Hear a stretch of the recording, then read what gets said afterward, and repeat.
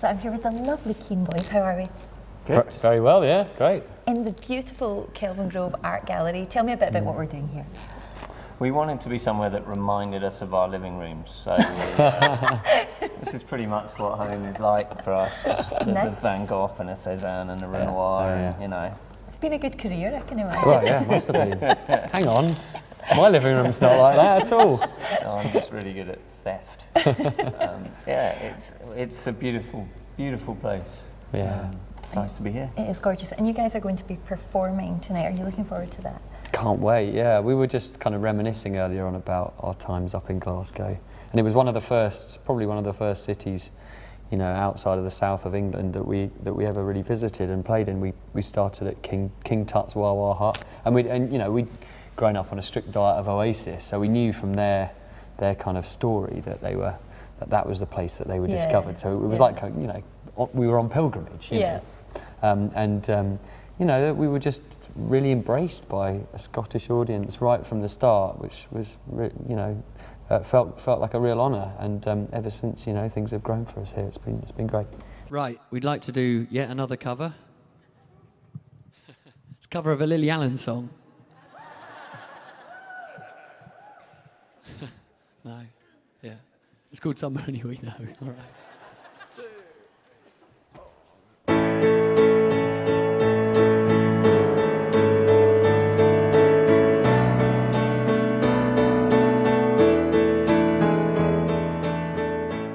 And obviously, the Lily Allen thing, we can't not talk about that. The big Christmas single. Did you ever think that would happen, and how did it come about? Well, John Lewis asked us if they could use the song, and they have a sort of tradition now of getting young female vocalists to record a cover version, and so we actually suggested Lily as an idea for somebody to record it, because we love her singing, and she has been a fan of Keane for a long time. So we thought it would work really nicely, and so we think she did an amazing job. So it's kind of funny to see that Keane's biggest chart hit doesn't have Keane on it. But it's really beautiful, so you know, we're really happy for her, and also excited that she's got a record coming out next year, and you think first thing for a few years for her, and that's really exciting as well. Yeah, that's such a nice thing for you guys to be attached with as well, and so catchy. I cannot stop singing it again. Good. You know, it's nice to bring it round again. That's a good song. It's a brilliant song.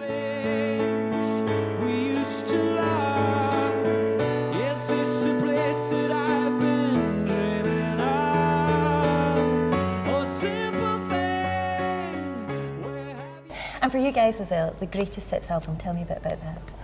Well, we've kind of called it our best of, because we didn't want to call it a Greatest Hits, probably because we didn't have enough songs to put on there. No, I'm kidding. But we just, I think we wanted to take people on a kind of journey through what we think is kind of the best version of Keane's life so far. And so, you know, we picked out our favourite songs. So it's not just kind of the singles that people may have heard on the radio, but it's kind of album tracks and songs that we feel are very important and special for us. So yeah, we've got that. That's one part of it. Then we've kind of gathered together all the B-sides that we've made over the years, which is, you know, been a labour of love, because most bands, I think, especially in recent times, have kind of thought, I don't know, B-sides are not that important, but we're kind of traditionalists, so we've always kind of put a lot of effort into that. And how was it to look back over your back catalogue? Because you guys have been together for a long, long time, friends from school. You know, how was it to look back at that body of work? Yeah, I guess it's 10 years since we made the first record, but it's probably 20 years since we first really we've probably been making music together for longer than that. So it was really fun. It was more fun, I think, than we anticipated.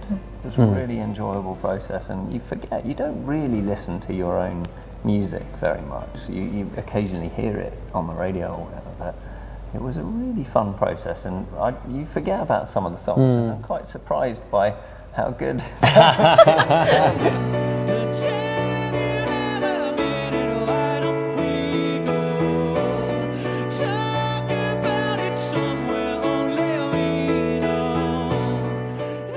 obviously when you announce it, it brings up the obvious, oh, that's it, over for Keane, they're quitting and stuff. But that's not the case, is it? You're just taking time out. We're taking a bit of time out, yeah. We had an album out last year and toured all of last year, and then kind of thought we would stop this year, but we kind of carried on, and now this best of's out there. It just feels like a good time, having kind of taken stock, to take a break and take a pause and pursue some other things for a while. Like fatherhood? Yes, that's on the list. Yeah, that's one of the things. Yeah, I know. You know, it's strange because with Keane, you know, we talked about this quite a bit. You know, there's always going to be something to do. You could fill every day with things to do, and part of that's very reassuring and lovely. But also, you know, you only get one life, and so it's kind of nice in some ways to clear the decks and just not know quite what's going to happen around the corner.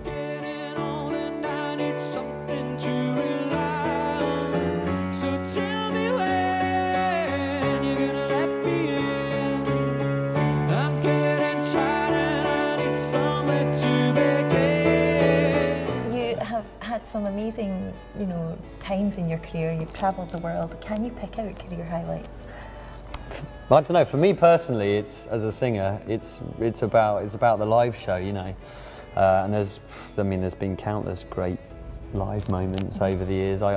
It's a struggle to pick out one in particular. But I suppose there was one in Paraguay last year where we turned up in Paraguay, never been there before, and had no idea what it was going to be like. And they were like, you guys have sold like a few hundred tickets. And we were getting a bit twitchy, but the promoter was saying, don't worry, everyone turns up on the night. And we got out there in this kind of huge outdoor venue on this racetrack, and there were like 14,000 people, and they were all singing Keane songs. And it was this kind of balmy summer's night, and it was perfect, you know. It was such a lovely surprise, and you know, we played really well and I sang really well, and just when you have those moments and you really connect with a crowd and you know that they're on the same page, there's no feeling like it.